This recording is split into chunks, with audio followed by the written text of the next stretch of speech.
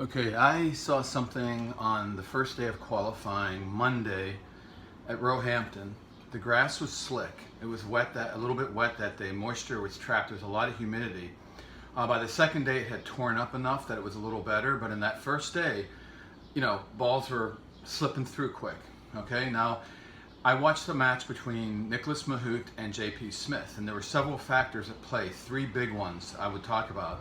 But the big thing I want to mention from this is that at the end of the match, Mahut complained about the slick, wet grass the whole entire match. He was cranky as hell.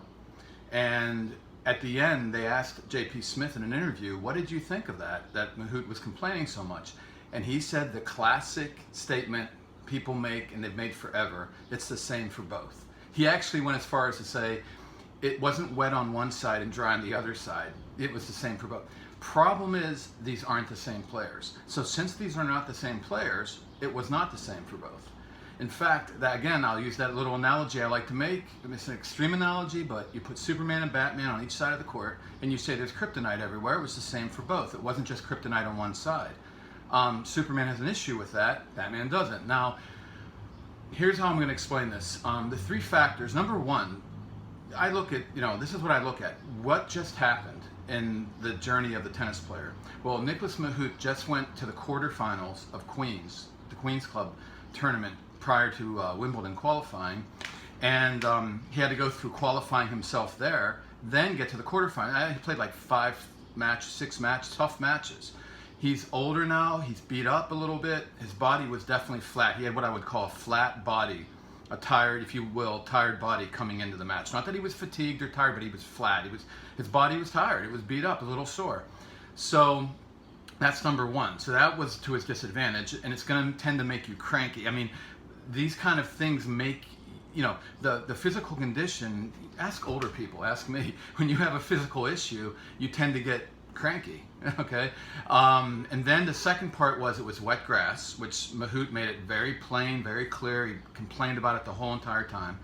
And then the third thing was J.P. Smith, who actually has one of the most compact strokes, can take it, and when I say compact, what I mean is, Roger Federer is pretty compact, Some of the clay courters, they take a bigger swing, they go back, but someone who's really good at being aggressive, playing on faster courts, may only come back to here or to here. Nicholas Mahut's pretty compact, but he's a clay courter by nature.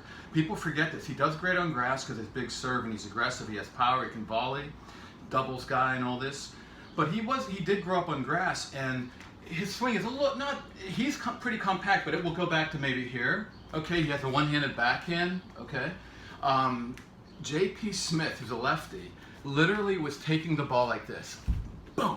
I'm not kidding, backhand, boom, like that. Just almost no backswing, basically level with the body, boom, and then the back. I'm not even be taking it back too far. I mean, he can go back and whack it if he wants, but this, So, number one, on a wet grass like that, J.P. Smith, who does not have the power he's a tall, very thin guy. He doesn't have the kind of power a lot of these players have now and that you need on this tour. The one time is if you get a slippery, fast court somehow, like the old blue clay that they had at Madrid. And in this case, the wet grass, that ball's coming in and he doesn't need the power advantage. It totally dilutes the other player's power because the other guy can't take it back fast enough. And Mahut was getting confounded by the slick grass, and especially because Smith was taking it so quick, it was just flying back. I mean, Mahut's he's trying to get in, he's trying to be aggressive, balls are just coming back fast. So what I want to say is, if Mahut had played, and this is going to be a wild statement, it's going to blow everybody's mind, but had he played a Nadal, who takes a bigger swing, though not today, but the old Nadal, or just a top clay court, maybe Dominic Thiem, he would have had a better shot on this kind of a grass court than J.P. Smith, because J.P. Smith, that's how much that condition can change everything. You add in the flat body, made him very upset and cranky the whole match. He kind of lost his cool, and so there's three combinations: his body, the conditions, and the player he was playing, that particular matchup. But again, for J.P. Smith to say, like, let's say they would have played the next day, the grass would have been beat up. It was warm temperatures, pretty warm. It would have been much more, less grass, a little more dirt, a little more dead grass, a little more of a bounce, a little slower, it would have just been more steady, and it would have been a much bigger advantage for Mahut. And if he had another day off or two, that would have helped too.